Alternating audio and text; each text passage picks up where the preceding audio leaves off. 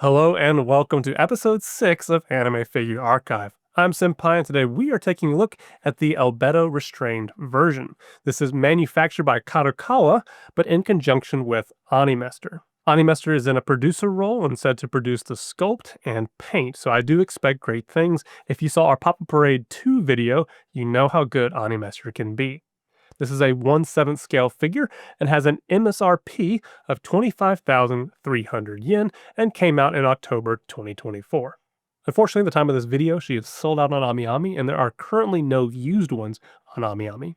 Currently, the best place to get her seems to be Ninin for 31,990 yen, so it does seem that she has gone up in the aftermarket. Take a look at this note on my figure collection. Orders from the Kadokawa store, Epton and Chara Ani included a bonus face part, which looks like this. Now I ordered mine from AmiAmi, and interestingly enough, I have the bonus face part.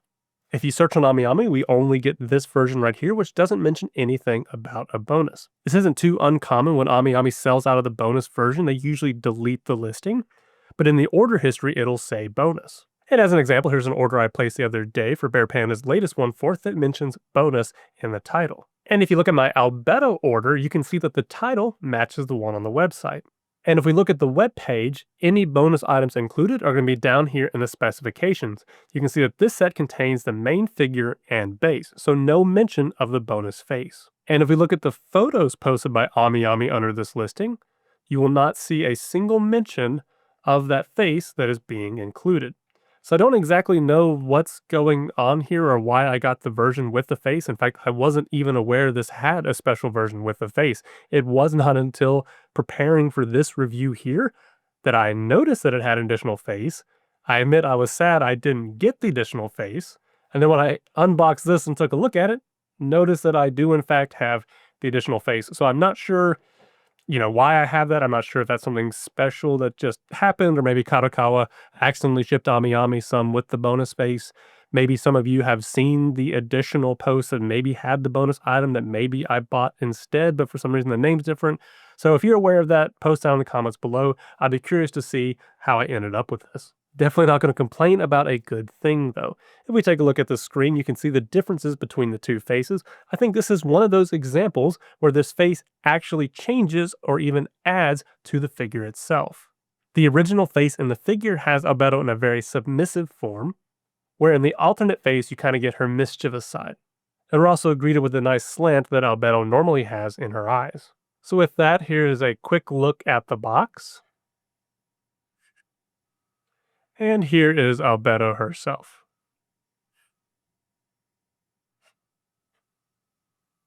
I want to go ahead and acknowledge something found on MFC. On MFC, there are at least 2 users on the first page alone that mention that their figure arrived broken were the wings attached to Albedo. So that's something to note if you're going to get this figure. I'm fortunate enough that mine has no damage, but I still want to acknowledge that there is a potential risk when you buy this figure. Getting a closer look at Albedo herself, it is nice to not see any supports, especially given that these are floating elements. In her other figures, her wings may have supports, but in this case they're folded onto the ground, so they don't need any. And for the skeleton hands, and these are in fact Ainz's hands, given the rings that we can see on each one, it is also nice to see that they are supported. That being said, this one here, I wonder if we'll experience any sag over time, because the only thing holding it up is going to be this piece of hair right there. So there's a lot of leverage on this end to potentially sag over time. The one back here is very close to the fulcrum, so there's not a lot of leverage going on, so I don't think this will have any problems with sagging.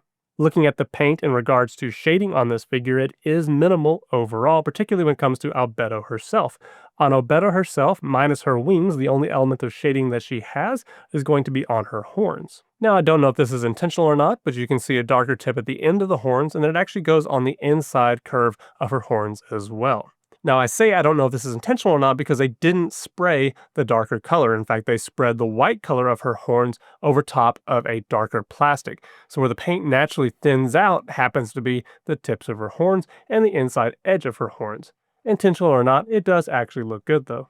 For her hair, we see the technique where they're using a translucent plastic piece, and then they spray the darker area over top. Outside of that darker airbrushing, there is no shading here. It's all done via the modeling and this translucent kind of section. And so far, almost every figure I see utilize this technique does not go back and add any highlights up top. In terms of the rest of Albedo, including her skin, her face, her clothes, there's not a single bit of shading elsewhere. Skipping ahead to her wings, it is dark underneath where we have these beautiful bluish bands going across every layer of feathers that we see here. Then over top is a clear coat that has shiny particles in it. So the weather itself has a nice sheen that you might find on a bird. And now looking at Albedo as a whole, there's no additional shading. Her skin doesn't have any shading. There's no blush on her face. The clothes themselves do not have any shading. Up above, there's no shading on the chains, but the color they've chosen looks really good. For the skeleton hands, we do see shading here, and we know these are Ainz' hands because of the rings. And the elemental flames on top here do look good, and once again, we have that translucent plastic with a darker airbrushing on top. And it is worth noting that Albedo's fingernails are painted. Let's use this moment to take a look at the face. Her eyes are glossy, which does give them some life. The decals are set really nicely, they're very crisp, and even the decal on her mouth is set really well. For this face here, given how submissive it is, I do find it odd they chose to not add any blush. And here's a look at the alternate face, which once again does look good with the decals, gloss eyes, and a nicely set mouth. This is one of the few examples I can think of where the alternate face actually adds something to the figure versus just looks really awkward or out of place. In this case, we get the more mischievous Albedo, which is something more commonplace that we see often with her always teasing Ainz. Canonically, though, I can see it being written that if Ainz were to finally take advantage of Albedo, that she might retract and get a little more submissive and embarrassed. So I can really see this going either way. I think which one you like might be more mood dependent or how you personally see Albedo and her personality in this situation. I think at this point in time, I prefer the more submissive face, but I think it's a little more in line with my personality versus maybe what Albedo's personality is. But I am happy that I received this face. Again, not really sure how that happened. Looking at the paint overall, even though the shading on Albedo herself is very minimal, I think Animester has done a really smart choice in where they've put metallics, where they've put their shading and put all that effort in to make it look cohesive overall with minimum effort. Because of all the smart decisions and how clean everything is overall, I don't find anything out of place. I'm going to give it a slightly above average score of a 4 out of 5. Looking at the sculpt and modeling of Albedo, this is a nice change from the pop-up arrays I've been looking at, as there's next to 0 part lines or flashing on this figure. When you get back to the hair, I think the definition of everything that is here is adequate, particularly for the scale. Looking at her wings, I think the total level of details that are here is very adequate and looks really good.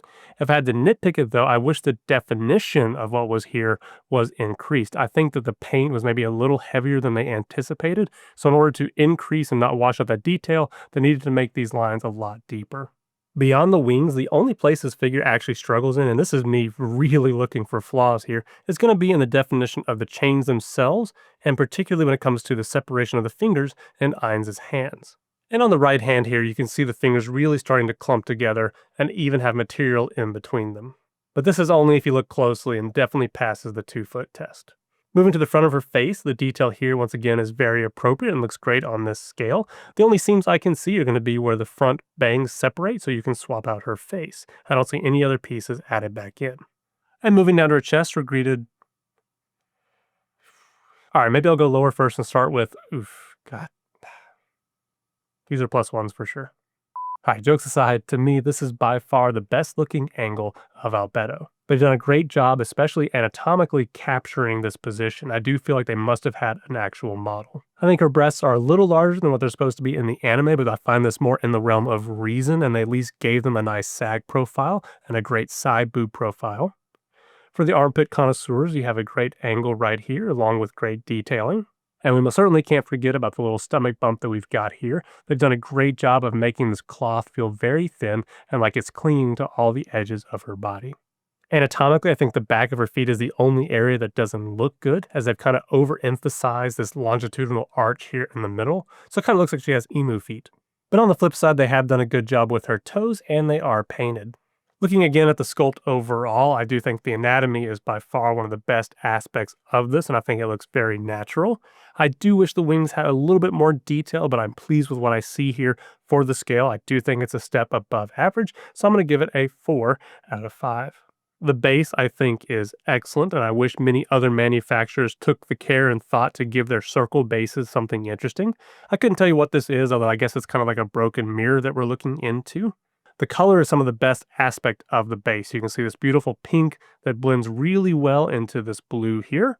And you can see all the line and airbrush detail that you've got in the cracks of this mirror. We are greeted with a metal peg in the middle to mount Albedo too, but I admit I couldn't get her down all the way, even with a lot of force, but it was low enough that you wouldn't notice that she was floating ever so slightly.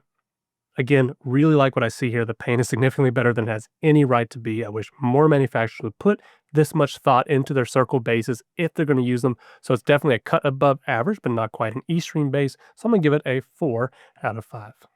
And while Albedo is off the base, because I know you were wondering, she's wearing a black thong under the Chinese dress.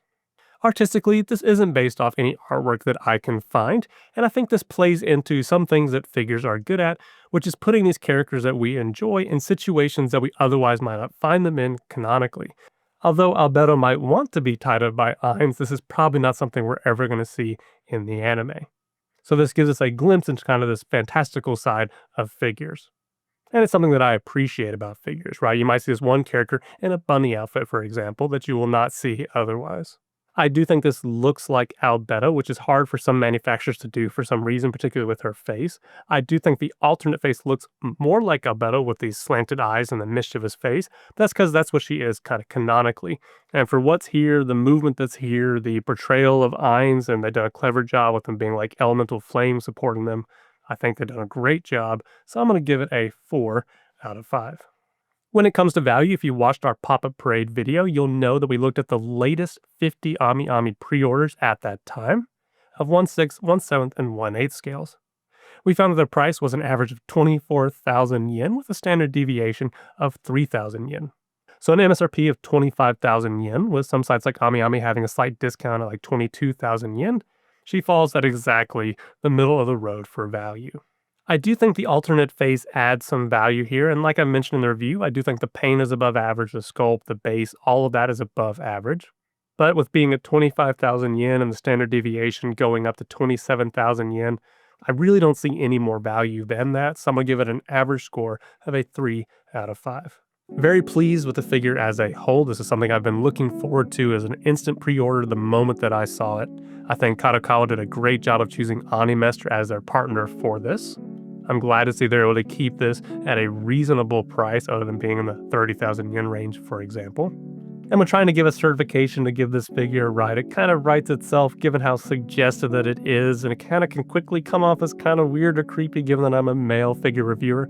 Definitely something I think that Kohai can get away with better than me, particularly when it comes to like 18 plus stuff. So I think I'll just take the high road and just simply say that Albedo clearly needs a father figure. And it might as well be me. Call me Daddy Ainz. And on that note, if you enjoyed this figure review and learned something from it, give it a thumbs up. Subscribe if you want to see more content like this. I'm Senpai. Take care.